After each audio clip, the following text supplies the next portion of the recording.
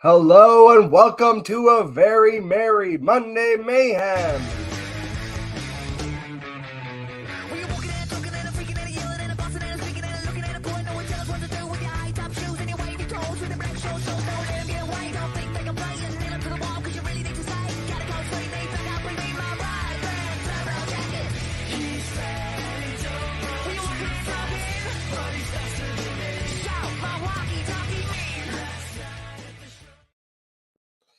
Ladies and gentlemen, boys and girls, jokers of all ages, welcome in again to a very merry Monday Mayhem.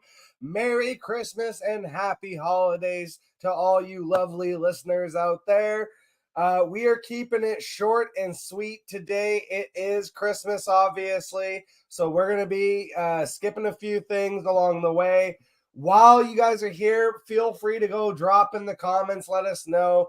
Who are you lamenting? Who are you celebrating? Who got you through your semifinals? Who cost you your playoffs and is sending you home? Speaking of home, we are all home for the holidays, and it's the most wonderful time of the year. We're going to kick this off with a little video that this is basically how I started the season, and this is how I want to end it.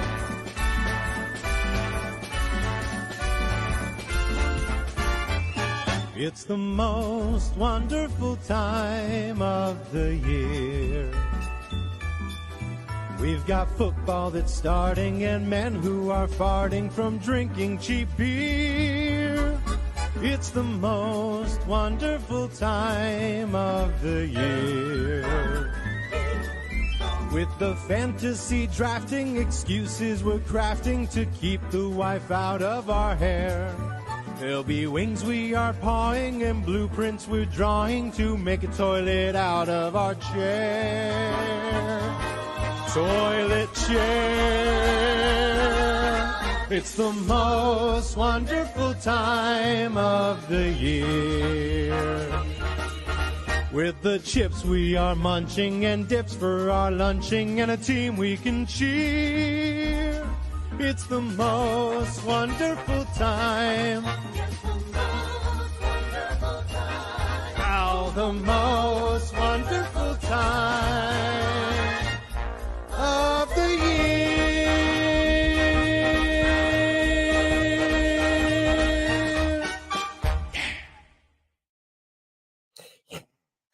Fuck, that video never gets old.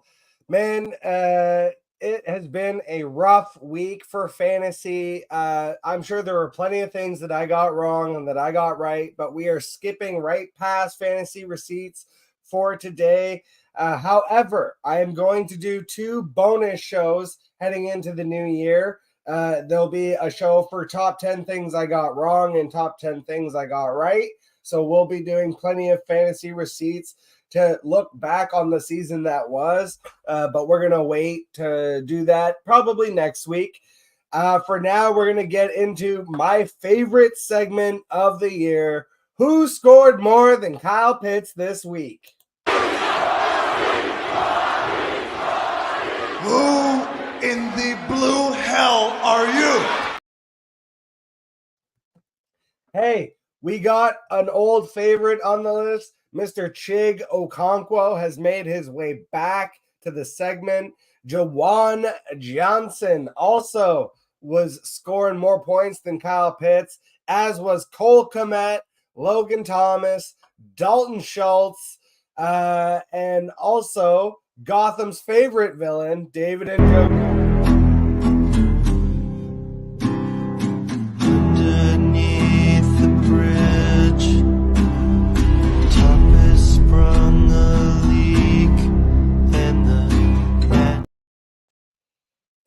And that's it. Kyle Pitts actually did have a decent week, sort of 3 for 49 and a tutty, which honestly, compared to some of the tight ends that we will talk about in the fart list, it was actually a decent week.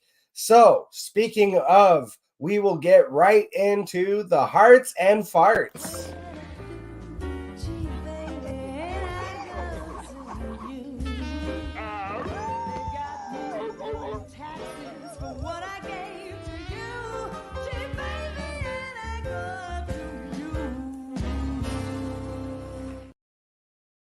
And holy hell, what a week it was. Obviously, some games going on today featuring some extreme tiltage, but unfortunately, it's some bad tilting for today's games.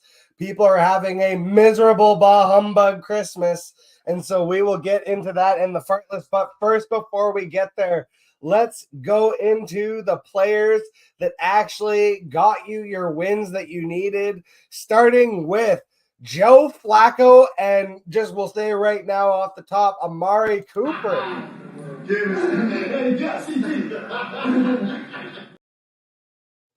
Man, old man Flacco, the ghost of Christmas past has come to haunt the present. And my God, did he ever drop a game?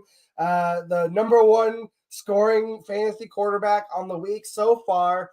Also, Derek Carr throwing it back to Thursday, as well as Matt Stafford. Both of them had good games, but it was actually Derek Carr did enough to be number 2 so far on the week. Justin Fields had a great game, and then just kind of floating around that 25-point mark, you had Josh Allen, Russell Wilson, Jordan Love, somehow Mason Rudolph. Hey, it is the Christmas season after all. And this son of a bitch, I'm going to say right now, fuck Mason Rudolph. This guy had the balls to be like, oh, the Rudolph song doesn't do anything for me, and the Rudolph reindeer thing doesn't do.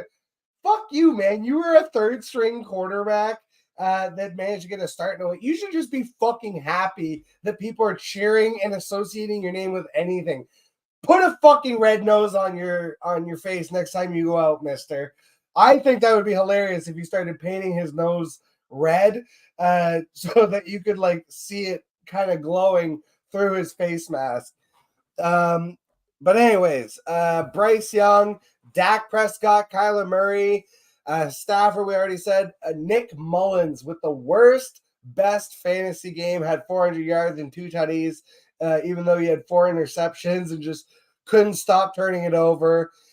Baker Mayfield, and then Geno, and then probably Hurts tonight. It's going to get there by hook and crook. He's got a couple tutties already. For running back, deck the Breece Halls. My God, Breece Hall with a monster game. 20 for 95 and 2 tutties. He also had 12 for 96 through the air. 12 receptions is monster in PPR. Even in half PPR, that's an extra 6 points. Jahmyr Gibbs, Derrick Henry, James Conner, Khalil Herbert back from the dead, Zeke, Bijan, Chris Rodriguez, anyone? Feliz Navidad. What? Kyron Williams, Aaron Jones, Tyler Algier, David Montgomery, Najee Harris, just to fucking piss me off.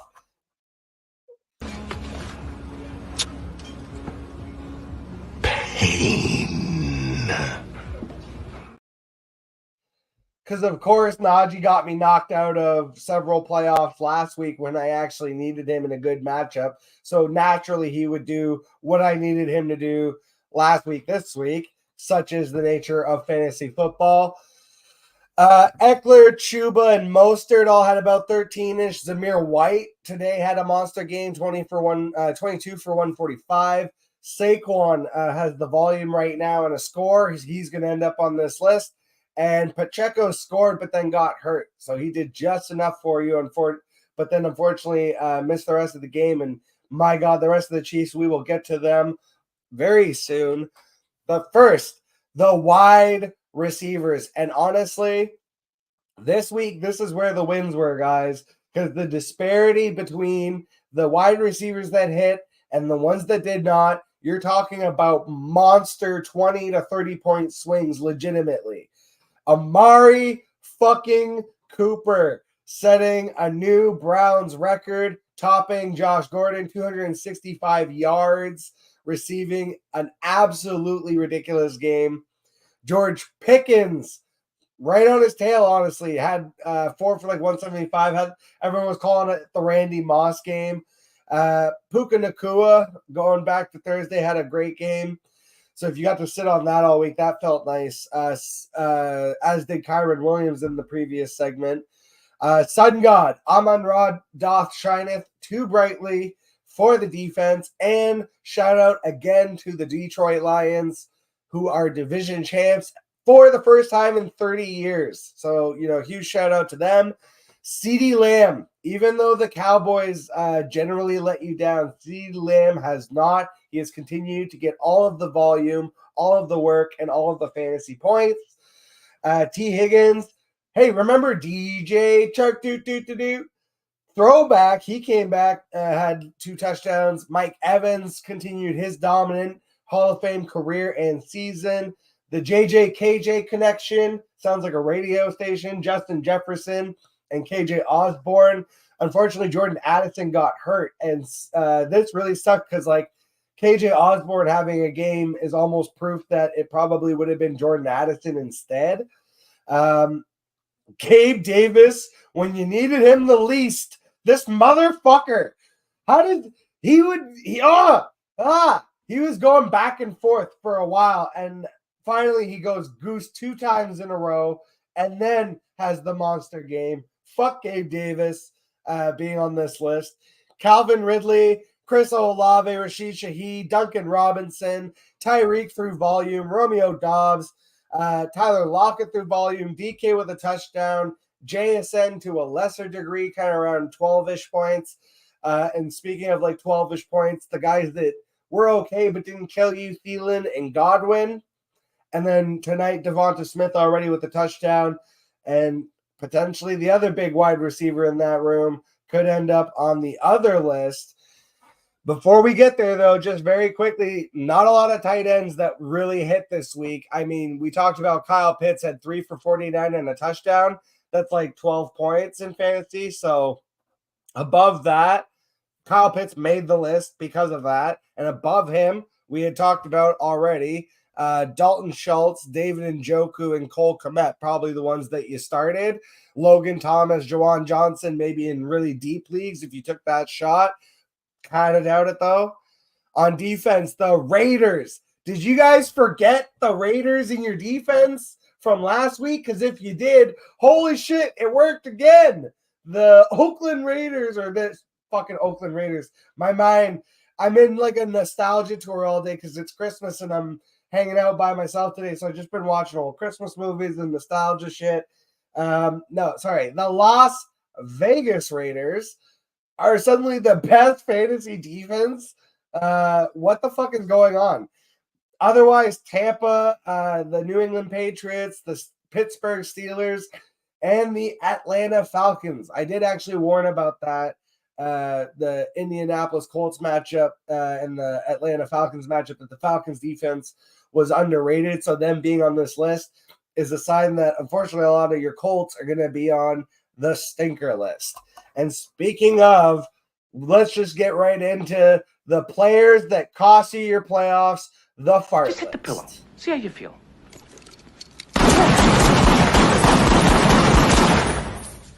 There's your fucking pillow.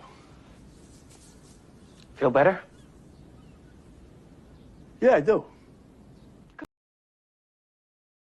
So right under the 20-point mark, but didn't kill your week, was Jake Browning and then Tua.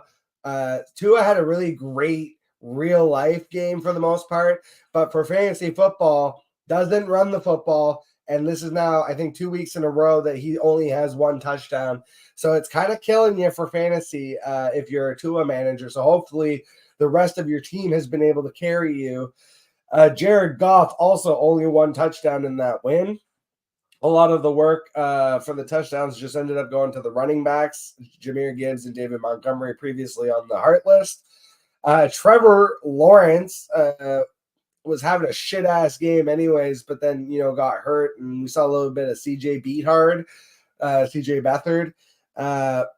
But, yeah, it was a bad game for T-Law. He ended up with 14 points, give or take. Minshew and Howell, if you stream them, bad games for them. And Aiden O'Connell today, 9 for 21 and 62 yards. That really fucked you over for the wide receivers also, because obviously if you're talking about splitting 62 yards between all the receiving options, clearly we're going to be talking about more Raiders on this list today. But then the biggest one of all, Patrick Mahomes and the Chiefs melting down and losing to the Raiders, most likely costing many people their fantasy championships. I already saw people online saying, I started Patrick Mahomes over Brock Purdy. I wouldn't have done that, honestly. I would have told you Brock Purdy, just with the weapons and everything that's been going on with this Chiefs offense all year. And now they lose Isaiah Pacheco again. The Chiefs meltdown today is going to cost a lot of people their fantasy playoffs. I'm very fortunate in my main dynasty league that my opponent today was a bit of a punching bag. If this is how crazy it can be with fantasy. Last week, the guy that I should have been facing this week lost. That guy had Joe Flacco, Amari Cooper, and Breece Hall. Would have fucking crushed me. But that guy lost last week in a huge upset, and thank the good fantasy gods, because now my dynasty team is going into the championship, even though Patrick Mahomes let out an absolute wet fart today. So I will survive it, but unfortunately there is lots of fantasy managers that are going to be throwing a little bit of a fit over the Chiefs meltdown.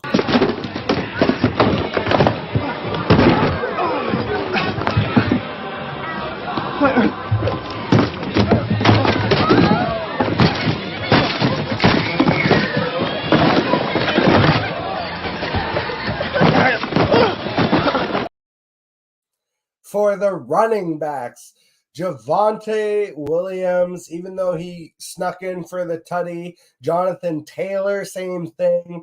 Only 11 points. He had the touchdown, which saved his day, but it was a rough matchup and a rough day at the office. And then again, right around that 10-point line, didn't kill you, but definitely wasn't helping you win. Singletary, Joe Mixon, Jerome Ford, they all had 10 points. And the guys that really hurt you, Alvin Kamara throwing it back to Thursday. Lots of people had to eat that for several days. The Dameon Pierce kick return touchdown was absolutely hilarious. There was a point where I kind of looked up and I didn't see that it was a kickoff, right? I thought they were just backed up and they handed it off to Pierce and he exploded for a 95-yard touchdown. I was like, oh shit, I bet there's people who have him on the bench, or, some people had to take a flyer on him. I know in my dynasty league, the guy playing on the other semifinals had to play Dameon Pierce due to injuries. And then so I saw he got 6 points ultimately for that kick return touchdown, which is fine, but then that was all he did. So he still ended up with less than 10 points. And if your league doesn't count kick return yardage or touchdowns, it's he didn't get shit. So it's man, that was kind of rough that it was a kick return touchdown for Dameon Pierce that ultimately probably was meaningless for your fantasy output and didn't really help you win your matchup. But it was kind of cool anyways. Ty Chandler scored a touchdown. Again, that was all that saved his week, because it would have been real fucking bad if not. Complete bust. And then the guys that really hurt you, Ken Walker, James Cook, ETN, Tony Pollard. The Tony Pollard one too is he was on my preseason bust list. I thought they had kind of turned it around with the offense, but they've reverted to just they're going to give him 12 to 15 carries, send him straight up the center's ass. That's it. That's all. And he's just not involved enough in the offense, which is so weird because it's they keep insisting on using Rico Dowdle. So I don't know if it's wear and tear and maybe, not necessarily injuries that put him on the injury list, but just maybe this is kind of what we've seen of he is not the guy that's going to get 300, 400 touches and get it through just pure volume. And the explosivity is just not there right now. So it's been really bad for Pollard as of late. Devon Achane, a couple weeks in a row now where, maybe he doesn't always explode for 200 yards on 7 to 10 touches. Seems like that was more of an outlier than what is going to be the norm. So, he might still be an explosive player, but shots, explosives. And then today, if you tried to play CEH 4 for 6 yards, wasn't there. For the wide receivers, this is where it got real fucking ugly. And bring your brooms because it's a mess. Cooper Kupp, Josh Downs, Jameson Williams, Terry McLaurin, Stephon Diggs, Jalen Waddle, Drake London, Noah Brown, Jahan Dotson, Curtis Samuel, DJ Moore. DJ Moore looked like he got injured and tried to play through it, and it just really affected him. But it was a bad day at the office. DeAndre Hopkins, Deontay Johnson, Jordan Addison. I mentioned that injury earlier. KJ Osborne had a good day, so that one was unfortunate. And then today, the Raiders wide receivers, Jacoby Myers, 3 for 42, Devontae Adams. This was a fucking killer. 1 reception for 4 yards in your fantasy semifinals when he is still battling to pass 1,000 yards. What in the actual fuck? And they won the game because defense and run the ball, which is honestly how Antonio Pierce wants to play the game. When you've got Favre at fucking quarterback throwing for 60 fucking yards, what are you going to do? So yeah, that was probably the roughest one. And I haven't checked back in on the score, but the last I checked, AJ Brown only had 2 receptions for 11 yards. This is looking like an ugly, ugly week for some stud wide receivers. And again, the tilt is going to be fucking insane because you're talking about like there are teams with AJ Brown that are very likely 1 to 3 seeds. And you're talking about like Amari Cooper and George Pickens on some rosters for like 5 and 6 seeds are just completely flipping and reversing fantasy playoffs as we speak. I've seen, I think more than ever this year specifically, there's 2 things that I can really put my thumb on the pulse of. I can never remember seeing more injuries, and I can never remember seeing fantasy playoffs be so tilted by bad performances from consistently good superstar level players and absolutely insane performances from like the guys we really didn't expect. So this is just an absolutely insane year for fantasy football. So if you have made it through to your fantasy championships, give yourself an extra little pat on the back. But man, it's been rough. For the tight ends, the Jimmy Graham line unfortunately disappeared. Jimmy Graham was not available this week, and so we had to go with the Tucker Kraft line. I had Tucker Kraft as one of my favorite tight end waivers, have had him for several weeks. I've repeated too many times now why I like Tucker Kraft. But he had 10 points basically in the PPR league. He had 4 for 60. So if you were under that, you ended up on this list. And we had some really big names, unfortunately. Trey McBride, who has been very consistent for fantasy football, had a very tough matchup, obviously, against the San Francisco 49ers. Only 6 for 31. So in full PPR, at least it was like 9 points. And again, these next couple dudes, it was like if you got honestly 8 points out of your tight end this week, you were okay with that. But yeah, Trey McBride, TJ Hawkinson, Fergie-licious, Jake Ferguson for the Dallas Cowboys. They all had kind of like 8 points. And then Travis Kelce today, again, no touchdown, 5 for 44, basically like 9 points. It really, and especially Travis Kelce hurts so much more because of where you drafted him. This was the year that I was just out on Travis Kelce. I said it over and over and over in the preseason. As much as I love Travis Kelce, not a single fucking chance in hell I'm drafting him at the 106 or above. And I was the one that had lived on that corner of the Patrick Mahomes, Travis Kelce stack forever, for the previous 2 years. Literally won a championship on the back of drafting them at the 1-2 turn when I was later in a draft. They were my guys. I have them still in Dynasty in the main league that I'm going through to the championship. Very much was all about that, but this year, that cost of ownership was driven so high, and the likelihood of getting the stack was so low that I just was out on it. I was pivoting. I ended up taking Mark Andrews in a lot of places, which obviously with the injury ended up fucking me anyways. But I mean, it is what it is.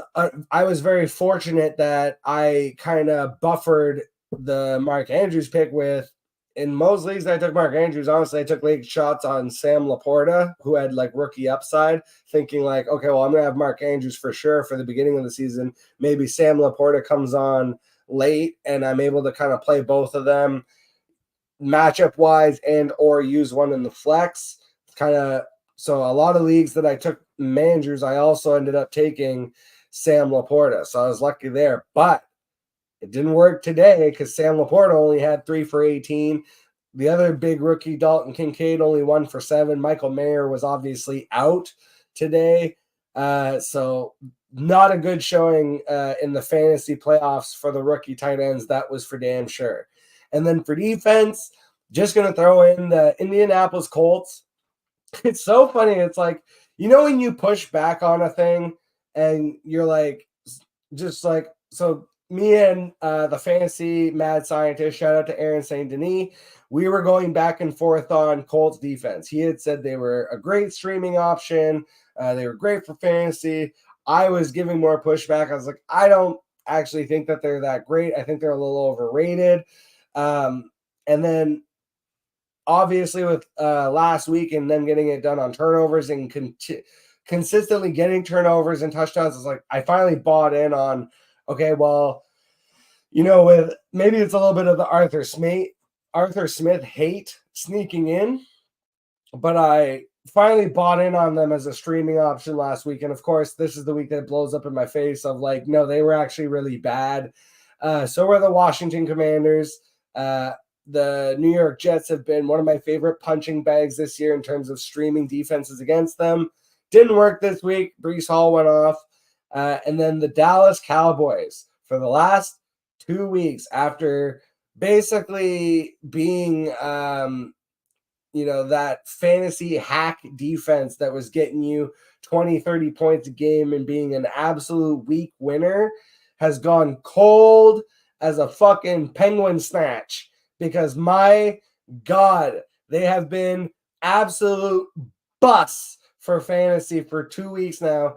I would, even if the matchup's good next week, honestly, if you have somehow made it through with Dallas as your defense, I would look to pivot to somebody else next week. Normally, that would be my segue into some waivers. However, it is Christmas. We're going to cut it short today. I hope everyone has an absolutely wonderful holiday season. I've had such a great time this year, so I just want to say a personal shout out and thank you to all the listeners and supporters out there. You guys know who you are, especially the ones that have been there through from the beginning to now. So, you know, Merry Christmas and Happy Holidays to all of you guys. I will have some bonus episodes coming out. Like I mentioned, the fantasy receipts. We're going to do top 10 things I got wrong, top 10 things I got right. Got some other bonus content coming along the way. The next time, though, that you will see me will be on Thursday. I will be here to help you set your lineups and go through the matchups for the Fantasy Football Championships. So, until then, Merry fucking Christmas. And I will catch you guys all on the flip side. As always, we finish with my favorite shout outs of other content creators in the fantasy space. Basically, these are all their Twitter handles. You can find them all on X, Twitter, whatever the fuck you want to call it. I will catch you guys on the flip side. You just made the list, Santa style. You just made the list! You just made the list! Oh my God. Just made the list! The stupid soccer mom's hair! You just made the list! Now, support your neighbor, who's ex-Catholic by her demand, and let her close to talk to. Well, she doesn't know what to do. She says we shop for her Colleyville. Says she hates me ever since I arrived. Says I'm not allowed to go unheard. We got to a beat to challenge me in court. That I would not be an occupant of an assembly hall in her state. But they're saying that she's coming from. Not with the anti-social policy. That's Libera says she's moved in. And that she just, she don't want the challenge. Here we go. She plays with Pittsburgh Steelers. She wants no Bowling Green, Ohio. Let's back up for this. She wants someone else. Here we go. Here we go. Now she says she hates it. She's got a crush for 27 years. She's always feels to die. And she won't let go of the baby. Here we go. Jackson doesn't take this wood. Transport ain't every day. I've never been in a dwelling.